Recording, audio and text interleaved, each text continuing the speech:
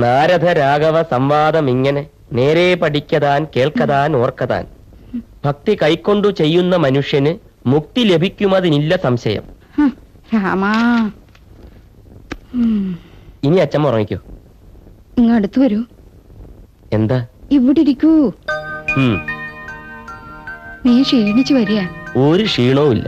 5 kilo കൂടിയിട്ടുണ്ട്. എന്താടാ, തല തേച്ച് കുളിക്കണമെന്നില്ലേ? അച്ഛമ്മേ, നാളത്തെ ക്ലാസ്സിലേക്കുള്ള ചോദ്യപേപ്പർ തയ്യാറാക്കണം. അതൊക്കെ പിന്നെ തയ്യാറാക്കാം. അച്ഛമ്മ ഒരു വിശേഷം പറയാം. എന്താ? എന്താ വിശേഷം? പിന്നെ നാണമില്ലല്ലോടാ, പോത്തുപോലെ ആയിട്ട്. മാനിക്കാനൊന്നുമില്ല. എത്ര പ്രായമായാലും ഇവൻ എനിക്ക് കുട്ടിയാ, അല്ലേ മോനെ? ഓ, ഒരിള്ള കുട്ടി. എണീക്കടാ അവിടുന്ന്. നീ അവിടെ കിടക്കടാ. ഇതായിപ്പോ കൂത്ത്. അമ്മയ്ക്ക് ഉറങ്ങണ്ടേ? വിവരങ്ങളൊക്കെ ഞാൻ അറിയുന്നുണ്ട്. ഞാൻ അറിയാതെ അമ്മൂട്ടിയെ കൂട്ടുപിടിച്ച് അമ്മ പായസം ഉണ്ടാക്കി കഴിച്ചു അല്ലേ? അവൾക്ക് എന്റെ കയ്യിൽ നിന്ന് തിമിർത്തും കിട്ടി. മാസത്തിൽ ഒരിക്കൽ ജന്മനാളിൽ ഞാൻ ഉണ്ടാക്കി തരുന്നില്ലേ ഇഷ്ടപ്പെട്ട പായസം? സൂക്ഷിക്കണമെന്ന് ഡോക്ടർ പ്രത്യേകം പറഞ്ഞിട്ടുള്ളതാ.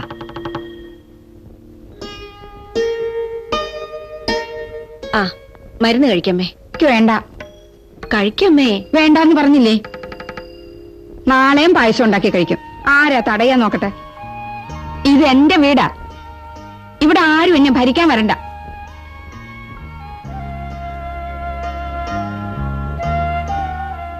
അല്ലെന്ന് ആരും പറഞ്ഞില്ലല്ലോ. നാളെ അമ്മയ്ക്ക് ഞാൻ പായസം ഉണ്ടാക്കി തരാം. ഇപ്പൊ ഇത് കഴിക്കമ്മേ. വേണ്ട. കഴിക്കച്ചമ്മേ. ഞാനല്ലേ പറയുന്നത്. നീ പറയണോണ്ട് കഴിക്കാം.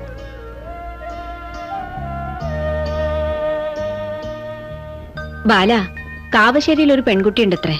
വലിയ തറവാട്ടുകാരാ. ജാതകം ചോദിച്ചിട്ടുണ്ട്. ആദ്യം അമ്മ ആ കുട്ടിയെ ഒന്ന് കാണണം. അല്ല, അമ്മ അങ്ങോട്ട് ചെല്ലണമെന്നില്ല. ഇവിടെ വരട്ടെ. അമ്മക്ക് ഇഷ്ടമാണെങ്കിൽ മാത്രം ആലോചിക്കാം. അതാ ശരി. ഇവളെ പെണ്ണ് കണ്ടത് ഞാനാ. ഞാൻ പറഞ്ഞു നിന്റെ അച്ഛന്റെ അടുത്തേ ഇവളെ കെട്ടിയാ മതിയെന്ന്. വേണ്ട അച്ഛമ്മേ, എനിക്കിപ്പോ കല്യാണമൊന്നും വേണ്ട. എന്താടാ? നാട്ടുകാര് പറയുന്നത് എന്താണെന്നറിയോ? ഭൂമിയിൽ ഒരു സ്വർഗമുണ്ടെങ്കിൽ അത് അമ്പാടി തറവാടാണെന്ന്. അത് തകർക്കാൻ ഒരുത്തി ഇവിടെ വരണ്ട. വരണ കുട്ടി അത്ര കാര്യം ആവണമെന്നില്ലല്ലോ. ആലോചിച്ചിട്ടൊക്കെ തീരുമാനിച്ചാ മതി. എന്നാലും വേണ്ടമ്മേ.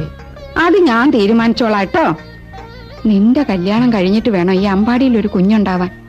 അതിനെ ഈ കൈകൊണ്ട് എടുക്കണം എനിക്ക്. അതിനുള്ള ഭാഗ്യം ഉണ്ടാവോ?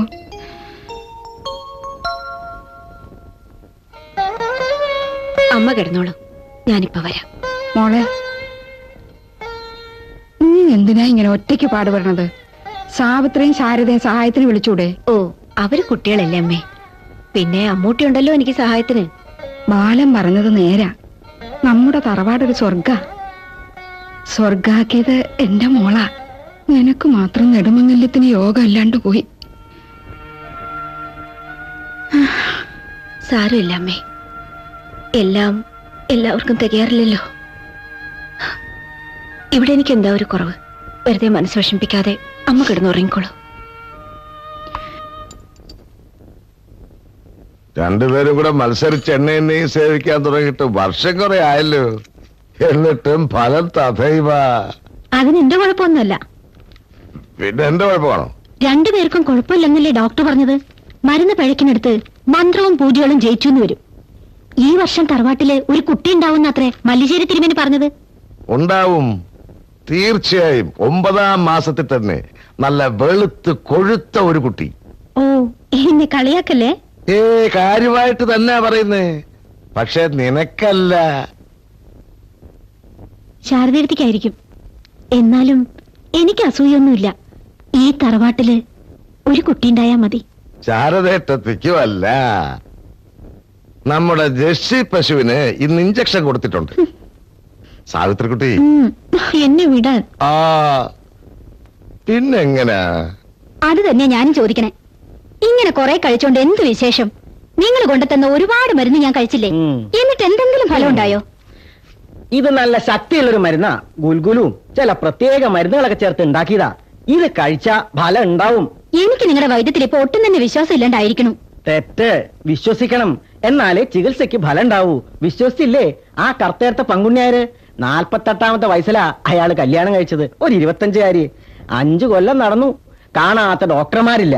അവസാനം എന്റെ അടുത്ത് വന്നു, ചികിത്സിച്ചു. കുട്ടി ഉണ്ടായോ? വേറെ എന്നെ കൊണ്ടൊന്നും പറയിപ്പിക്കരുത്. പറയേ, കുട്ടി ഉണ്ടായോ? ഉണ്ടായി. നാട്ടുകാര് പറയണേ അയാളുടെ അല്ലെന്നാ. അസൂയ, അതിന് ചികിത്സയില്ല. ഈ മാധവനുണ്ണിയുടെ ഒറ്റ ചികിത്സ കൊണ്ടാ അത്. നീ ഏതായാലും ഒരു കാര്യം ചെയ്യേ. ദാ.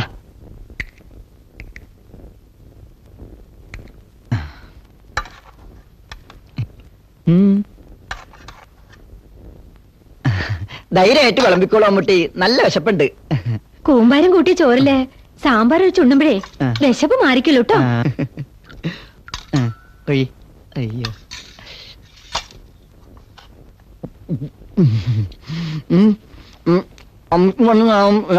ണ്ട്. ഏ അതെ, അമ്മൂട്ടി പറഞ്ഞത് വാങ്ങിച്ചുകൊണ്ട് വന്നിട്ടുണ്ടെന്ന്. ഞാനൊന്നും വാങ്ങാൻ പറഞ്ഞില്ലല്ലോ. ദേ, അമ്മൂട്ടി വളം മേടിച്ചിട്ട് വരാൻ പറഞ്ഞില്ലേ? ഇതാ ഇപ്പൊ നന്നായേ. കുമാരേട്ടൻ വല്ല സ്വപ്നവും കണ്ടോ? അപ്പൊ ആരാ വളം മേടിക്കാൻ പറഞ്ഞത്? ഷോ, വളയല്ല, മാധവേട്ടൻ വളത്തിന്റെ കാര്യമാണല്ലോ പറഞ്ഞത്. ആ, ഏതായാലും വാങ്ങിയില്ലേ, അമ്മൂട്ടി എടുത്തോ.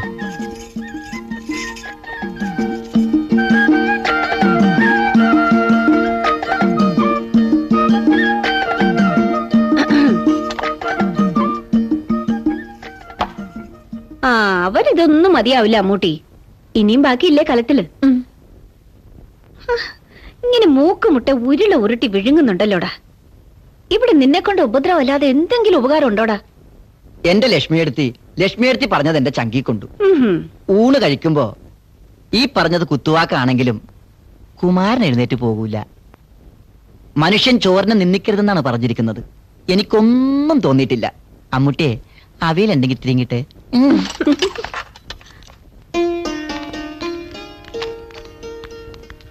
ആ എന്നാ ഞങ്ങൾ പോട്ടെ. എടാ, പോട്ടെ എന്നല്ല, പോയി വരട്ടെ എന്ന് പറയണം. നമ്മൾ യുദ്ധത്തിനൊന്നും പോകില്ലല്ലോ, പോയി വരട്ടെ എന്ന് പറയാൻ. അതെ, യുദ്ധത്തിന് തന്നെയാ, കർമ്മയുദ്ധം. നമ്മൾ ജീവിക്കുന്നത് തന്നെ യുദ്ധത്തിന് നടുവില. അതുകൊണ്ടാ ഞാൻ പറയുന്നത്. അപ്പൊ നന്നായി. ബാല, നീ എന്താ കാണിക്കുന്നത്? ചെറിയച്ഛൻ സംസാരിക്കില്ലെന്നുള്ള കണ്ടീഷൻ ആണെങ്കിൽ വണ്ടി കയറിക്കും. ക്ലാസ് എടുക്കുന്നതൊക്കെ അങ്ങ് സ്കൂളിൽ ചെന്നിട്ട്. ഞാൻ മിണ്ടുന്നില്ല.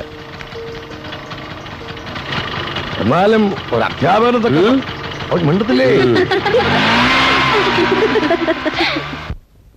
ദുഷ്യന്തനിൽ നിന്നും ഗർഭിണിയായ ശകുന്തള ദുഷ്യന്തനെ ഓർത്ത് മനോവിഷമം പൂണ്ടിരിക്കുന്ന സന്ദർഭമാണ് നമ്മുടെ പാഠ്യഭാഗം. ഗർഭിണിയായിരിക്കുന്ന അവസ്ഥയിൽ ഒരു സ്ത്രീ അനുഭവിക്കുന്ന വേദനയും അനുഷ്ഠിക്കുന്ന ത്യാഗവും നിർവചിക്കാനാവാത്തതാണ്. അതിന് തുല്യമായി ലോകത്ത് മറ്റൊന്നുമില്ല. മഹാകവി ഉള്ളൂരിന്റെ പ്രേമസംഗീതത്തിൽ ഇതിനുദാഹരണമായി ഒരു പദ്യശകലമുണ്ട്. ചൂടാൻ മലരും ഘനമായി തോന്നിന ദോഹദകാലത്തിൽ ചുമന്നിരിപ്പൂ ദുർഭരഗർഭം സുഖേന ജനയിത്രി. ചൂടാനുള്ള പൂ പോലും ഭാരമായി തോന്നുന്ന വ്യാക്കൂണിന്റെ സമയത്ത് വയറ്റിൽ തന്റെ കുട്ടിയെ പേറുന്നത് ഒരു ഭാരമായി അനുഭവപ്പെടുന്നില്ല. മറിച്ച് ആ മാതാവിന് അത് സുഖമായിട്ടാണ് തോന്നുന്നത്.